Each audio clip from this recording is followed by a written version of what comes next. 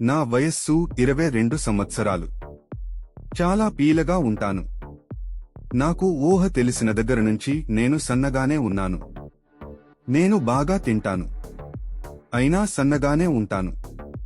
15-16 సంవత్సరాల వయస్సు నుంచి నేను అతిగా హస్తప్రయోగం చేస్తూ వచ్చాను. ఇప్పటికీ రోజుకి 2-3 సార్లు హస్తప్రయోగం చేస్తాను. హస్తప్రయోగం చేయనిదే నా మనస్సు శాంతించదు.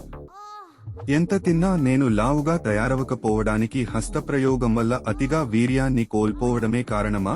కొంతమంది శరీరం తీరు ఇలాగే ఉంటుంది. వీర్యం పోవడం పట్ల అతిగా హస్తప్రయోగం చేయడం వల్ల ఎవరూ సన్నబడరు. పెళ్లైన వాళ్ళు ఎందరో రోజుకి 3-4 సార్లు సెక్స్లో పాల్గొంటారు. వాళ్ళకి ప్రతిసారి వీర్యం పోతుంది. అయినా వాళ్ళెవరూ కూడా పీలగా మారరు కదా.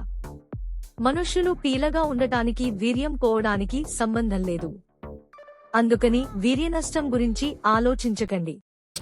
ఏందో నేను ఇంత కష్టపడి వీడియోస్ చేస్తానా, నా కొడుకు ఫాలో చేయడంలే. ఏం చేద్దాం, ఊరినే వీడియోలు ఆపేసి ఏదైనా బేల్దారి పని చేసుకుందామా ఎట్లా?